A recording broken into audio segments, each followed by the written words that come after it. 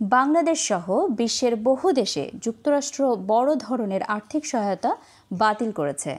মার্কিন president Donald ট্রাম্পের ঘনিষ্ঠ মিত্র ইলন মাস্কের নেতৃত্বাধীন department of government efficiency DOG এই তথ্য নিশ্চিত করেছে। ডিওজি এক বিবৃতিতে জানিয়েছে, বাংলাদেশের রাজনৈতিক স্থিতিশীলতার জন্য বরাদ্দ 29 মিলিয়ন মার্কিন ডলারের কর্মসূচি বাতিল করা হয়েছে।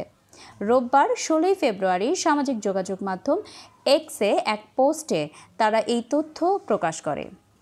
একই সঙ্গে ভারতের জন্য নির্ধারিত 21 মিলিয়ন ডলারের কর্মসূচিও বাতিল করা হয়েছে।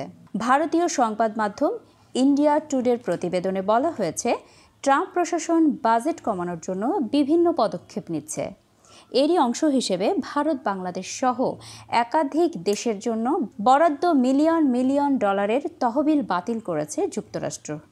এছাড়াও ডিওজি জানিয়েছে, মোজাম্বিকের জন্য 10 মিলিয়ন ডলার, কম্বোডিয়ার জন্য 2.3 মিলিয়ন ডলার, সার্বিয়ার জন্য 14 মিলিয়ন ডলার, মলদোভার জন্য 22 মিলিয়ন ডলার, নেপালের 2টি প্রকল্পে 39 মিলিয়ন ডলার এবং মালির 14 মিলিয়ন ডলারের অর্থায়নও বাতিল করা হয়েছে। গত 20 জানুয়ারি দ্বিতীয় মেয়াদে শপথ গ্রহণের পর ট্রাম্প প্রশাসন যুক্তরাষ্ট্রের বৈদেশিক সাহায্য নীতিতে ব্যাপক পরিবর্তন আনতে শুরু করে।